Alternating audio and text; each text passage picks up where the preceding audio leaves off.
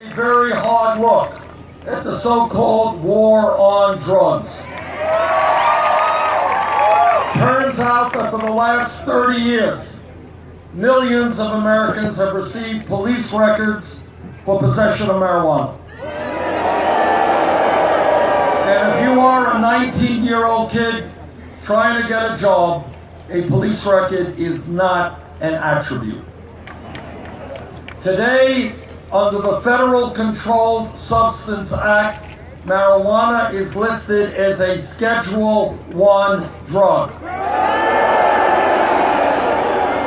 right alongside of heroin. That makes no sense to me. And together we're going to take marijuana out of the Federal Controlled Substance Act.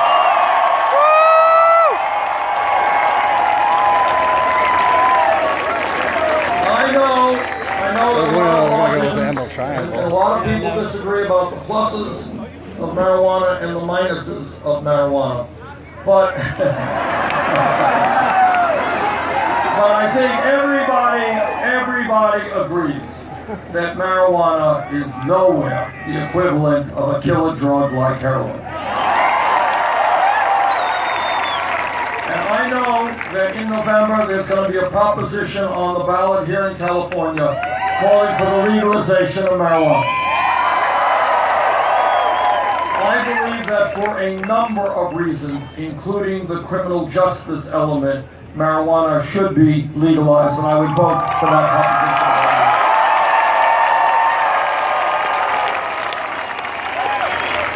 But when we talk about drugs, let us also be very frank and acknowledge we have a major crisis in this country, in my state, and all across America, and that is the addiction of people to opiates and heroin.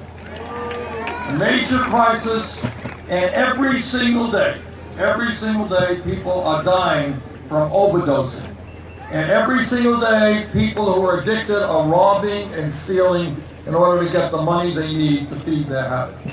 Now, it seems to me that if we are going to take on this crisis in a serious way, what we have got to understand is that substance abuse and addiction should be treated not as a criminal issue, but as a health issue.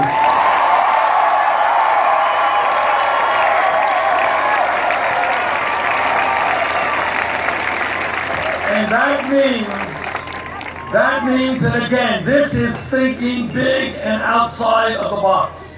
That means a revolution in mental health treatment in America.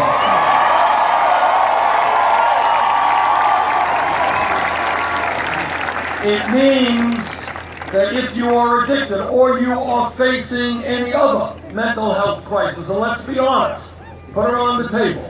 Right now in America, there are thousands of people walking the streets of this country who are suicidal, and suicide is a growing crisis in this country, and there are people who are homicidal. And what we have got to do is make sure that people get the treatment they need when they need it.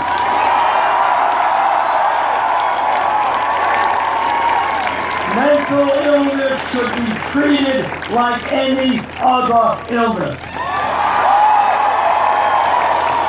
And that means you should not have to wait 6 months to get it. It means you should not have to fill out 50 forms to get it. Let us get people the treatment they need today, not 9 months from today.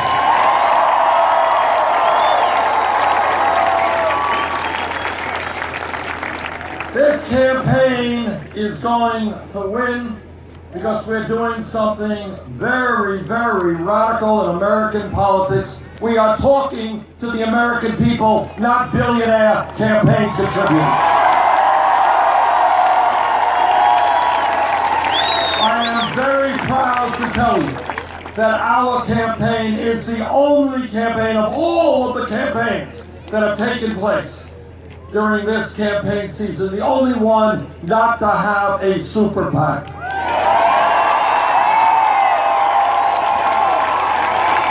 We don't want money from Wall Street. We don't want money from the billionaire class. We don't represent their interests, and we will not take their money.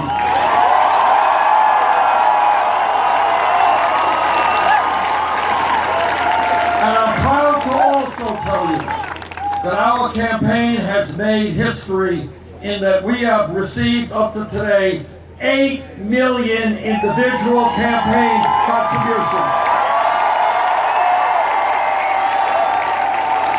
More contributions than any campaign in the history of this country.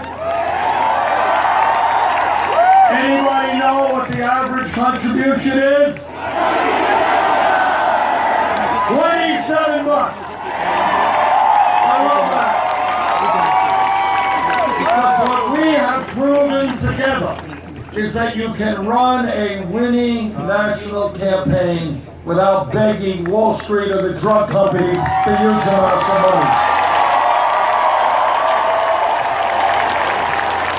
Now, my Democratic opponent, Secretary Clinton, and I have a number of disagreements, but one of them is how we raise money for our campaigns. Secretary Clinton has not one super PAC, but a number of them. She has received many millions of dollars from Wall Street and other special interests. Now, what our campaign is about is taking on Wall Street, not taking their money.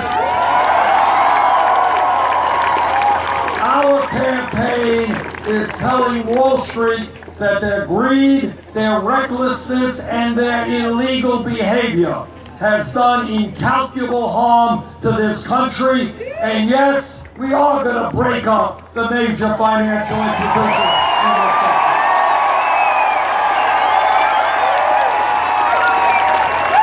That is my view. It is not Secretary Clinton's view. This campaign is going to win because we are talking to working people.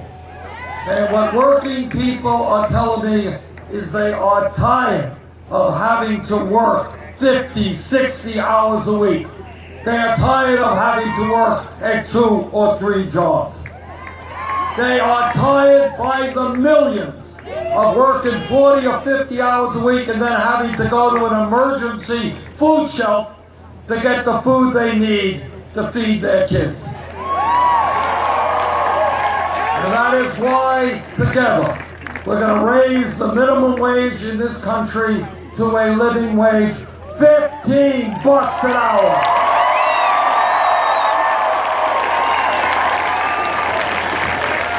Secretary Clinton thinks 12 bucks is enough. I don't. 15 bucks an hour is the living wage that we need.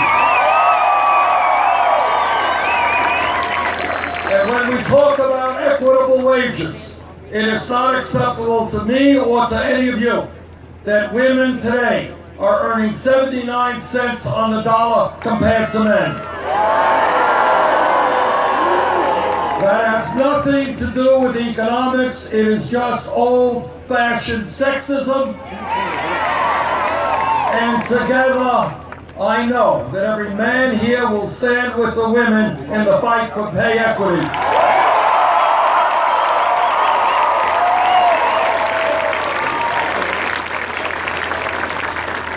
Once a month, just yesterday, a report comes out from the federal government talking about unemployment. Recently, official unemployment was 5%. Anybody believe that real unemployment is 5%? You're right, it's not. If you include people who are working part-time or are given up looking for work, real unemployment is close to 10%. And that is why we need to create millions of good-paying jobs in this country. We should be hiring teachers, not firing teachers.